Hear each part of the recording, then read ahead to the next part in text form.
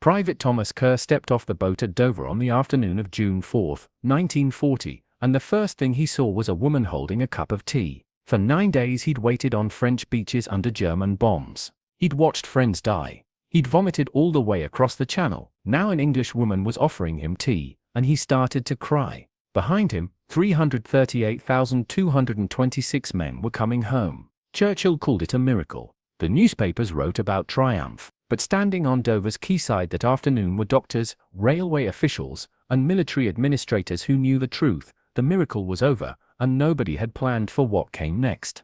Because here's what nobody had asked. How do you feed, house, treat and transport 338,000 exhausted men in 48 hours when your entire hospital system can handle 120,000 patients, your railways can move 200,000 people per day, and 40% of the soldiers stepping off those boats can't walk without help? And there was something else. Something that would be hidden from the British public for years. Those men didn't just come home tired, they came home broken. In the weeks after Dunkirk, at least 60 soldiers took their own lives. The numbers were never published, the stories were never told, because Britain needed heroes, not broken men. The boats started arriving on May 27th. Dover had been preparing for wounded soldiers. What arrived were ghosts. The first day fewer than 8,000 men came through. The system coped. By the second day, 18,000 arrived. The optimism evaporated. By the third day, when over 50,000 men landed in 24 hours, the entire operation had descended into chaos. Lieutenant Colonel James Whitfield was stationed at Dover to coordinate arrivals. His job was simple on paper: register the men, check for injuries, direct them to trains. The plan assumed order. The plan lasted 14 minutes. They weren't soldiers anymore, Whitfield wrote in his diary. Uniforms torn, covered in oil and sand and blood. Some had no boots. Many couldn't speak. They just stood there looking at nothing. Their eyes were what I remember most, empty. Like someone had reached inside and taken something out. Dover's registration system had been designed for 50 men at a time. On the peak day, 26,000 arrived. Most had no officers. Many had lost their identification papers. Some genuinely couldn't remember their regiment because they'd been transferred between units so many times during the retreat. The clerks tried. Name, rank, regiment, but a third of the men couldn't answer the third question. Units had been scattered across 40 different vessels. Some didn't know if their officers were alive or dead. After 2 hours, the registration system collapsed. Men were fainting in the queues. Some were sitting down on the quayside and refusing to move. Not because they were defiant, because they had nothing left. A medical officer named Captain Reynolds made the call. "Sir, if we keep processing them like this, we're going to have dead men in the queue. Some of them need medical attention now." So the order came: stop full processing. Just get names and get them on trains. Sort everything else out later. But the trains weren't ready either. Southern Railway operated twice-hourly service from Dover to London under normal circumstances. On June 4 alone, 47 trains departed Dover. They'd moved more passengers in that single day than they normally handled in a fortnight. But nobody knew where to send them. Under the original plan, soldiers would go back to their regimental depots. Completely impossible. Where do you send 5,000 men from scattered regiments? So trains were loaded and dispatched with only the vaguest sense of destination. Send this one north. Just get them inland, away from the coast. Railway staff were making decisions on the spot. Sister Margaret Chen was a nurse assigned to Dover's Marine Station. She was 26. Nothing in her training had prepared her for what walked off those boats. "The first man I examined looked fine," she wrote to her sister, "until I asked him to take off his tunic. His entire right side was bruised black and purple, broken rib, possibly two. He'd been walking around with broken ribs for nearly a week, and didn't think it was worth mentioning.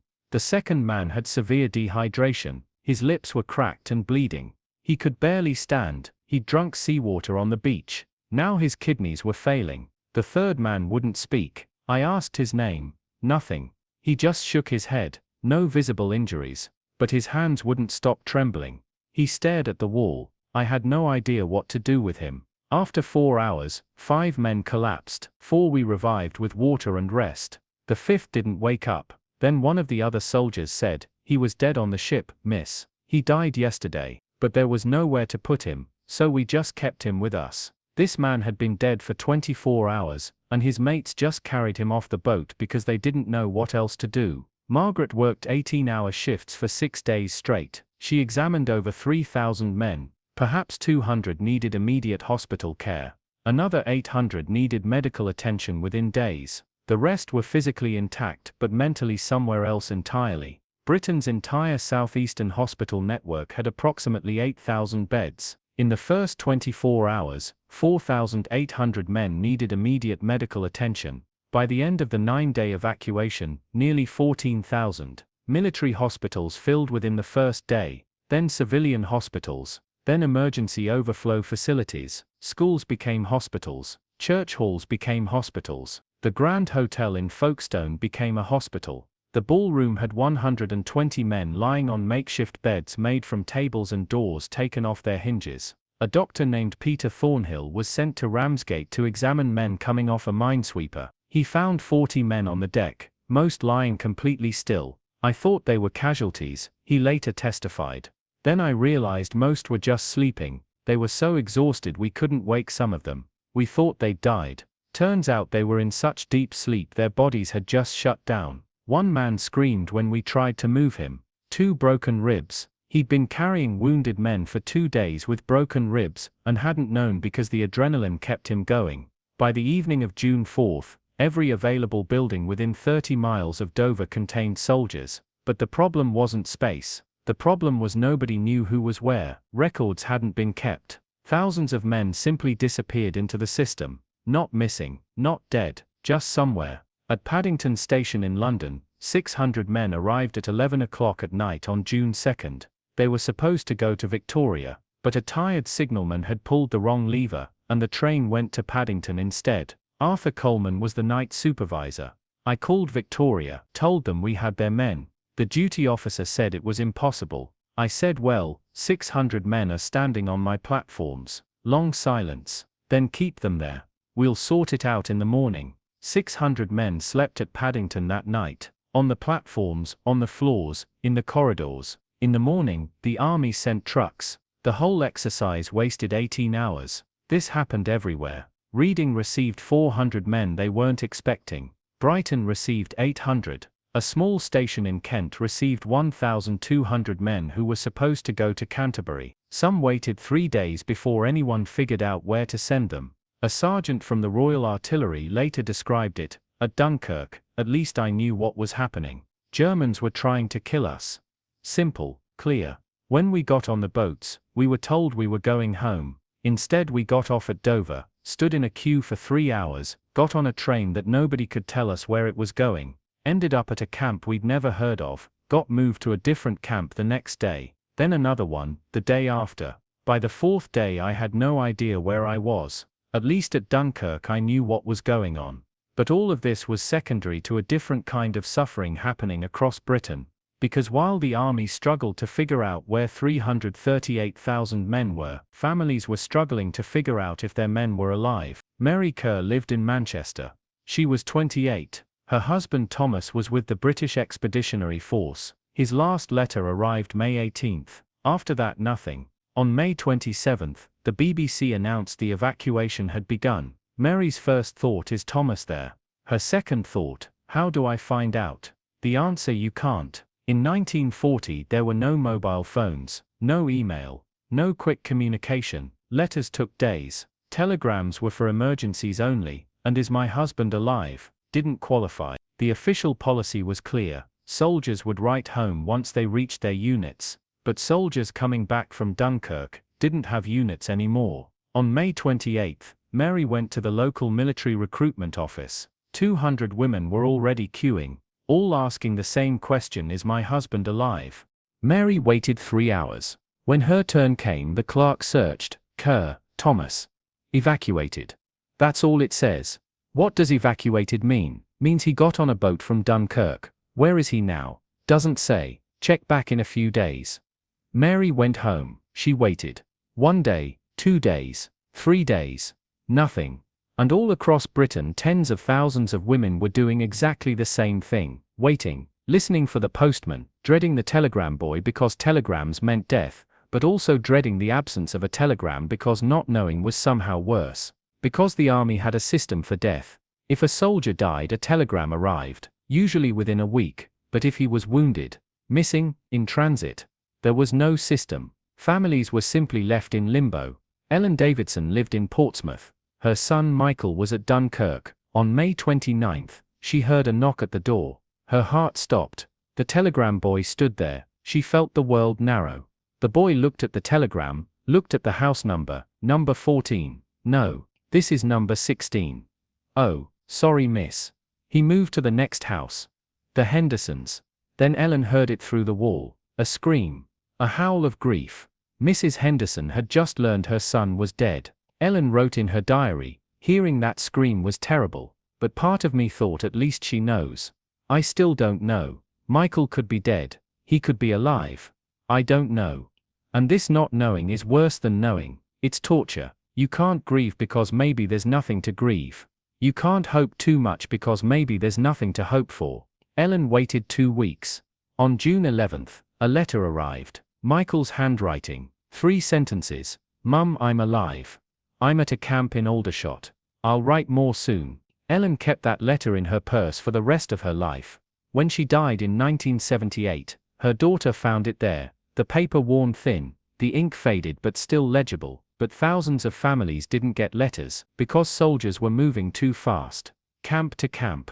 They'd arrive somewhere, be told to rest, and before they could write, they'd be moved somewhere else. Nobody was tracking them. The entire British Army was in organizational chaos. Thomas Kerr arrived at Dover on June 4th, was sent to Reading that evening. Next morning moved to Aldershot. Day after moved near Salisbury. Day after that, back to Aldershot. At each location name, rank, unit. At each location don't know what unit I'm in now. Thomas wanted to write to his wife, but he didn't know what to tell her. He wrote a letter on June 7th, posted it from Aldershot. Mary received it June 10th. She tried to reply. The letter was returned a week later, unable to deliver for recipient, not at this location. On June 6th, 340 men went absent without leave. They simply walked out, went home, not because they were cowards, because they knew their families were terrified and the army wasn't helping. Private James Collins from Birmingham walked home. Took him 2 days. When he arrived, his mother fainted. She'd heard nothing since May. She'd assumed he was dead. Military police found him 3 days later. His commanding officer had to decide on punishment. The regulation said detention, possibly court-martial. Why did you leave? Sir, my mum didn't know I was alive. I needed her to know, sir. 7 days confined to barracks. Next time ask permission first. This happened 340 times in 1 day. Most soldiers received light punishments, because their officers understood the system had failed. Finally, on June 15th, the War Office implemented a new system. Every soldier would be registered, and lists sent to regional offices daily. Families could check the lists. The first comprehensive list was published June 18th. The Dunkirk evacuation had ended June 4th. 2 weeks of families waiting in agony. But even then, 3,500 names were missing. Some confirmed dead, some prisoners of war, some lost in the chaos. Their families continued waiting, some until 1945, some forever. While families suffered and soldiers wandered through chaos, something else was happening. The British government was controlling the narrative. On the morning of June 5th, every major London newspaper carried the same headline: Dunkirk miracle, 338,000 men saved. The Times, The Telegraph, The Express. Same story, same tone. Victory snatched from defeat. Photographs showed soldiers smiling, waving, drinking tea, looking tired but cheerful. Victory, but those photographs didn't show the hangar at Dover with 400 wounded men on the concrete floor with 4 doctors, didn't show the trains with floors covered in vomit and blood, didn't show the men who couldn't stop shaking, the men who couldn't speak, the men who stared at nothing. Winston Churchill faced a problem. Britain had just experienced catastrophic military defeat. France was collapsing. German invasion expected within weeks. Public morale had to be maintained at all costs. Solution framed Dunkirk as a victory, not a complete victory, but a moral victory, a demonstration of British character. The little boats became the story. Not the army fleeing in disorder. Not the catastrophic loss of equipment. The story became about courage and determination. And it worked brilliantly. The British public embraced the Dunkirk story. The Dunkirk spirit entered the national consciousness. But that narrative required control. Churchill spoke to Parliament on June 4. "We shall fight on the beaches. We shall fight on the landing grounds. We shall fight in the fields and in the streets. We shall never surrender." Stirring words, inspiring words. But Churchill also said something less often quoted. "We must be very careful not to assign to this deliverance the attributes of a victory. Wars are not won by evacuations." Churchill knew the truth. Dunkirk was a disaster. 68,000 British troops killed, wounded or captured. All heavy equipment abandoned. 2,472 artillery pieces left in France. 76,000 tons of ammunition. 475,000 small arms. The British Army had come home nearly completely disarmed, but the public couldn't know that. Or rather, it couldn't be the focus. The focus had to be on what was saved, not what was lost. So the War Information Bureau implemented strict controls. Journalists couldn't visit Dover without special permission. Photographs had to be submitted for review. Any information that might damage morale was forbidden. Richard Dimbleby was a BBC war correspondent. He asked permission to go to Dover and report on the homecoming. Permission granted, but with conditions. His reports had to be submitted for approval, had to maintain appropriate tone. Dimbleby went to Dover on June 2. Spent 2 days there. Watched the boats arrive. Saw what came off those boats. Wrote reports. Honest reports. His editors rejected them. Too negative. Too focused on suffering. Dimbleby rewrote them, still rejected. Finally, a version was accepted. It described our brave soldiers returning home in good spirits after a remarkable evacuation. Dimbleby wrote in his private diary, "I'm lying. We're lying. What I saw at Dover was horrifying. These men aren't in good spirits. They're shattered. They're traumatized. But my job apparently isn't to tell the truth. My job is to tell the truth that's convenient. I understand why. If people knew what I saw, morale would collapse. But it still feels like lying. Because it is lying."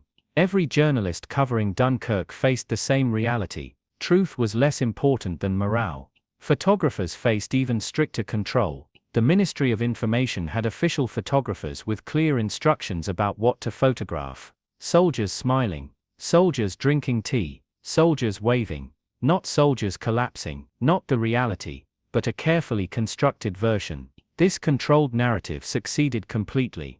The British public believed Dunkirk was a triumph. Morale held. The little boats became legend, but the cost was that certain truths were buried. Truths about what the men experienced. Truths about the chaos. Truths about what happens to soldiers' minds. Because those men weren't just tired. Many were psychologically damaged in ways that wouldn't be properly understood for decades. We call it post-traumatic stress disorder now. In 1940 they called it shell shock, if they called it anything, and the treatment was rest for a bit, then get back to duty. Soldiers couldn't sleep. When they did, they had nightmares. Sudden noises made them panic.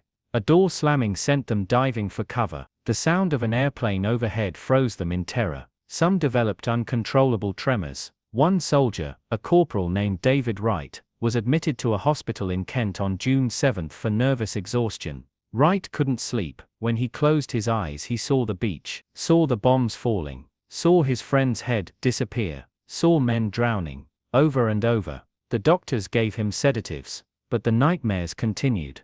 After 3 days, Wright refused sedatives because the nightmares were worse when sedated because he couldn't wake himself up.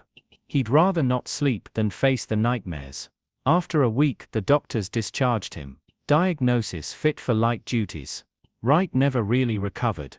He struggled with what we'd now recognize as severe PTSD. He died in 1963, age 47. His death certificate said heart attack. His wife said he'd drunk himself to death trying to forget what he couldn't talk about. Across Britain, soldiers were struggling with psychological trauma nobody knew how to treat. The army's position was clear: these men need rest, food and time. Then return to duty. Because the war isn't over, Germany is coming. We need every man. Most did return to duty. Because they had no choice. Because showing psychological weakness was seen as cowardice. Because there was no support system, no treatment, no acknowledgement that what they'd experienced might have broken something rest and food couldn't fix, but some couldn't do it. And a small number made the decision they couldn't continue. In June and July 1940, suicide rates among Dunkirk veterans increased measurably. The exact numbers were classified. Military hospital records show at least 60 cases. Each was recorded as death by misadventure or accidental death rather than suicide. Each was buried in paperwork and never publicly acknowledged. Why?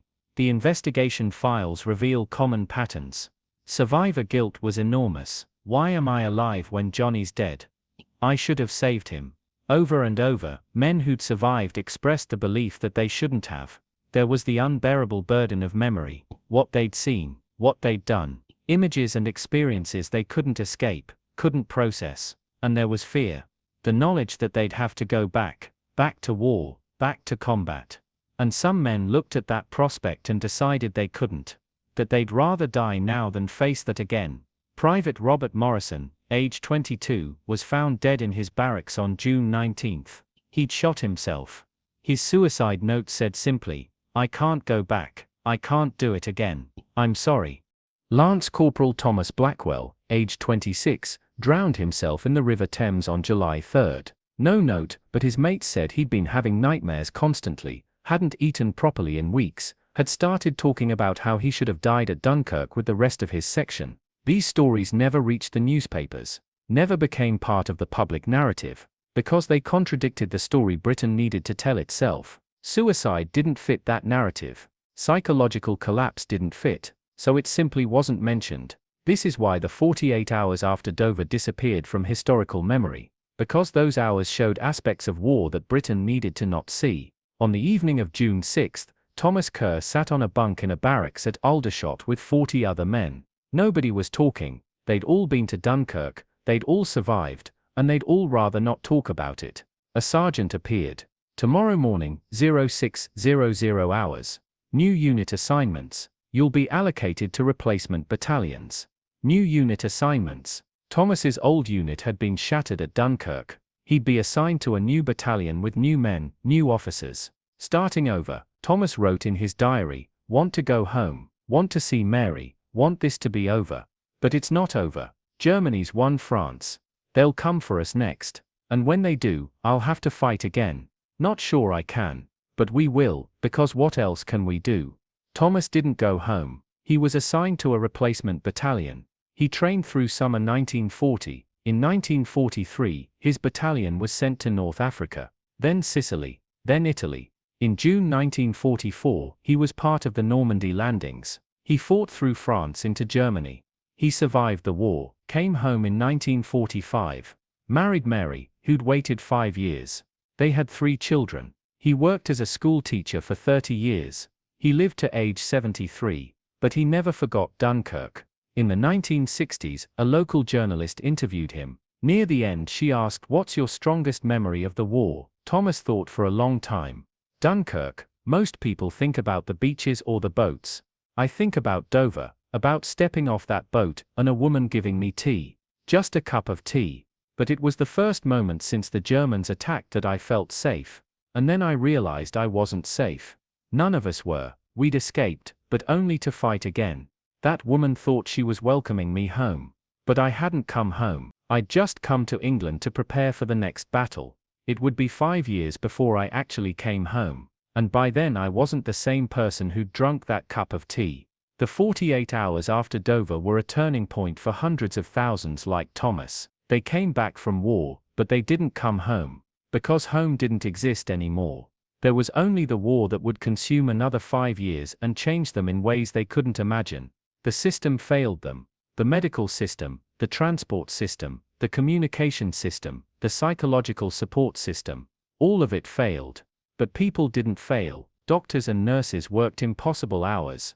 Railway workers improvised solutions. Families waited with patience and anxiety. Soldiers endured because enduring was all they could do. Britain survived, not because it had good systems or sufficient resources or adequate planning, but because when systems failed, people stepped in. When resources ran out, people improvised. When plans collapsed, people adapted. That's what the 48 hours after Dover proved. Not that Britain was organized or efficient, but that Britain was stubborn, determined, unwilling to surrender even when everything was falling apart. Churchill's words weren't just rhetoric, "We shall never surrender," they were description. Not of what Britain would do, but of what Britain was. The trains ran late, but they ran. The hospitals overflowed, but they treated patients. The communication systems broke down, but eventually messages got through. Nothing worked well, but everything worked well enough. In 48 hours, 338,000 men were distributed across Britain. Most reached shelter, most received medical care, most eventually contacted their families. Most were reorganized. Most continued serving. It was chaotic, improvised, messy and sometimes tragic, but it happened. And the fact that it happened at all was itself a kind of miracle. Not the miracle the newspapers wrote about. A different kind of miracle, the miracle of ordinary people doing extraordinary things not because they were heroes but because the alternatives were unacceptable. The miracle of a woman offering tea, because that's what you did. The miracle of a railway supervisor sending trains to random destinations because getting men anywhere was better than keeping them at Dover. The miracle of a nurse treating 3,000 men with inadequate supplies because those men needed treatment. The miracle of a family waiting in patient agony because their loved one was worth waiting for. These small miracles, multiplied by thousands, created the real Dunkirk miracle. Not the evacuation itself, but what happened after. The 48 hours that tested Britain, not on battlefields but in railway stations, in hospitals, in telegram offices, in living rooms. Today there's a memorial at Dover, a bronze sculpture of a soldier, an inscription. In memory of Operation Dynamo, and the Dunkirk evacuation May-June 1940, 338,226 men rescued, never to be forgotten. But that memorial doesn't name the doctors who worked themselves to exhaustion, the nurses who improvised treatments, the railway workers who kept trains running, the women who served tea, the families who waited, the soldiers who endured chaos and still reported for duty. They're not forgotten, exactly. But they're not remembered either, not in the official narrative, not in the history books. Because history prefers clean narratives. Heroic rescues. Decisive victories. History doesn't particularly like messy aftermath, administrative chaos, psychological trauma, and improvised solutions to problems that shouldn't have existed.